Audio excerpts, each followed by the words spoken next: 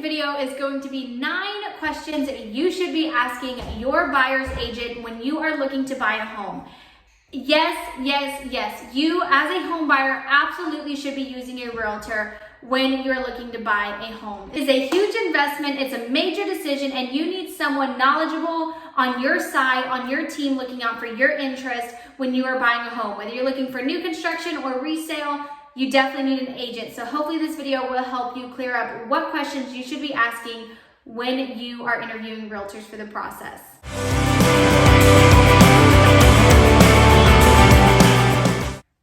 Welcome back to my channel. My name is Samantha Hammonds. I am your local Central Texas realtor servicing Fort Hood and all surrounding areas. If you are looking for an agent in the area, I'd love to help you out. All my information will be down below. But let's go ahead and jump right into this video. Many buyers do not realize that they should have a buyer's agent.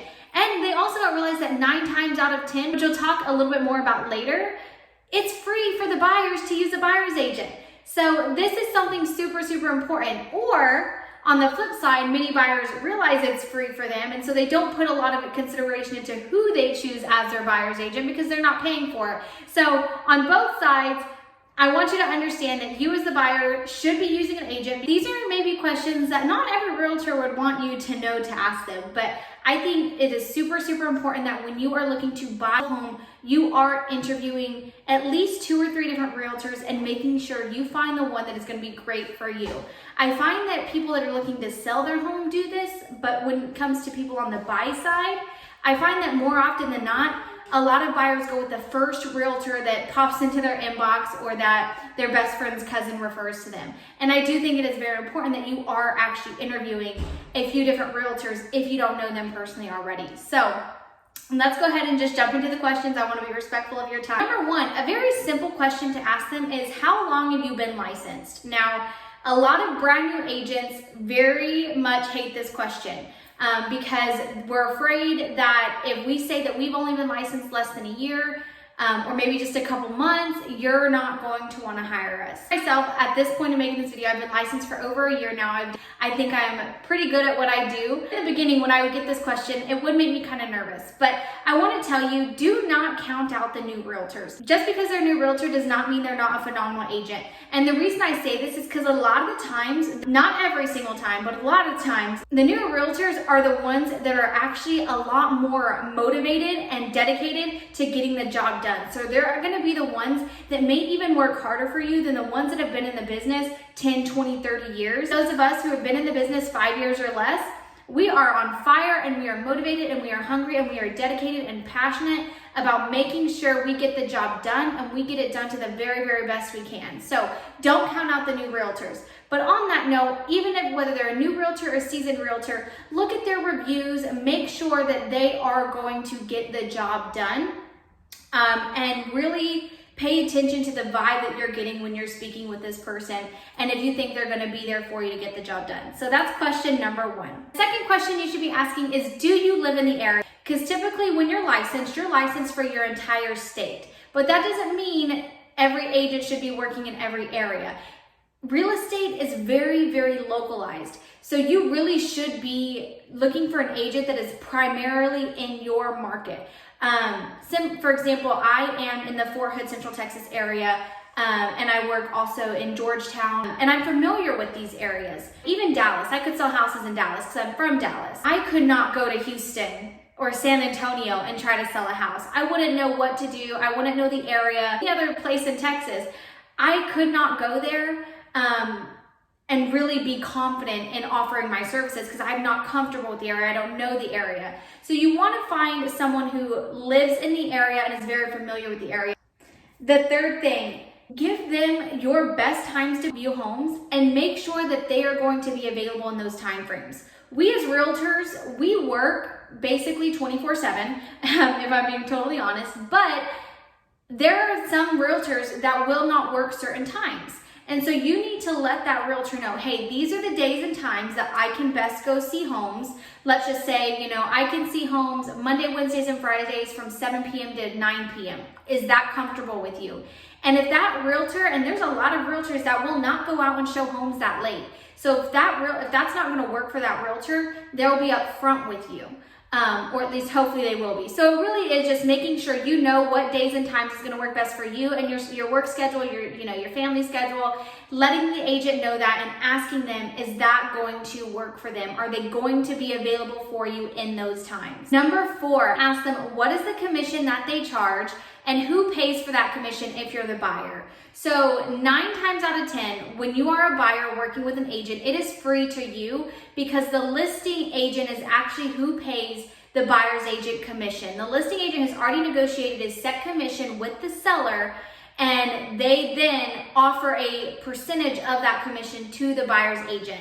So 9 times out of 10, you don't really have to worry about that, but you still want to know up front. And the reason for that is number 5 kind of goes on along with number 4. If the listing agent is offering to pay less than your typical commission, who's going to pay that difference? Or what's going to happen with that difference? Make sure you're asking that, and that is a clear understanding up front before moving forward. If you are working with an agent and they have a set commission that they require every single transaction, that is what they charge. If the listing agent is offering less than that amount, they may require that you make up the difference. Now, this varies from agent to agent, and some agents will not even, they'll just say, you know, whatever I make, whatever the listing agent pays me, you don't worry about it. So that is something to just really keep in mind and talk to your agents about. And I know a lot of agents are not going to like that I say that, but fact of the matter, it's a big deal. If you're going to have to bring more cash to the table, you need to know up front. Again, 9 times out of 10, it's never an issue, but there's one-off cases where the MLS is only paying a 1 or 2% and the buyer's agent maybe wants 3% or whatever the case may be, and the buyer ends up having to make up the difference. So very awkward to talk about. I know it's always awkward when we're talking about money, but when you're buying a house, it is a big deal, and we're going to talk about money a lot in the process. So make sure you're comfortable up front already, just getting that question out there. Number 7, this one is a big one. You're going to want to ask that agent, are you a full-time agent or a part-time agent? And the reason you want to ask this is because, don't get me wrong, I have nothing against part-time agents. I respect people who are out there trying to hustle and make money part-time as well. But this will affect how much time, effort, and energy they're going to be putting into you as their client if they are just a part-time agent. For example, I'm a full-time agent. I am also, a full-time mom and wife. But because this is my full-time job, if I don't work, I don't make money, my kids don't eat kind of deal, I'm highly motivated to make sure the job is getting done. However, sometimes there's, part-time agents that may not be as motivated, or on the flip side, they may be part-time looking to go full-time, so they're also extremely motivated, okay? So I'm not saying to count out all part-time agents by any means, because they may be great for you as well, but these are just things to consider when making your decision on who to hire. Number 8, ask them how many houses they're willing to show you. Reason you want to ask this question is because there are some agents that will not show you more than X amount of houses. Because we as agents, we work for free. Actually, we spend money to work until the deal closes. We are spending gas, time, childcare most of the time, resources. We're working for free until a deal closes, which, it's fine. Love what we do. But because of that, we do have to be very cautious of our time and respect your time as well. So there are some agents that will set a very strict number on how many houses they're willing to show you. It's very hard for a realtor to go out and show 50 houses, and if you see 50 houses and you haven't found one you love, it may just not be the right time to buy. Just keep that in mind as well. Make sure you ask them how many houses they're going to show. Number 9 is flat out, why should I hire you to be my agent?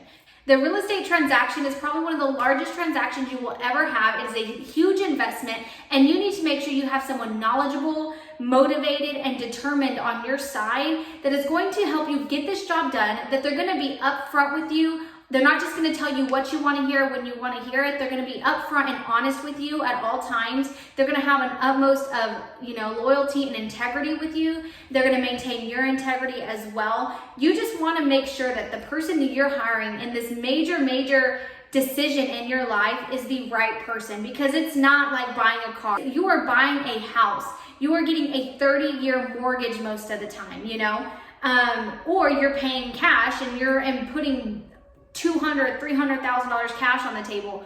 Whatever it is, you want to make sure that the agent on the other side helping you is on your team, is there to actually help you get the job done and give you the very, very best service possible, and gonna be there to do what's best for you. I think that is so important, so make sure that you're asking that question. And when you ask that question, you'll be able to get a feel for this person on the other side and if they're going to be a right fit for you and your family. So there you have it. That is the questions that you should be asking your buyer's agent when you're interviewing for your home buying process. And one last thing before you go, make sure that you do click the link in the description box below to get a free downloadable copy of my free home buying guide.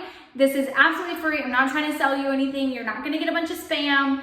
Go ahead, click the link, get the guide. It is going to take you through step by step on the entire home buying process. It goes really in depth. And then if you want to have an interview with me to help you either buy or sell a home in the Central Texas area or even the Dallas-Fort Worth area, feel free to reach out to me. I would love to chat with you, and I hope you have a blessed and wonderful day. Bye.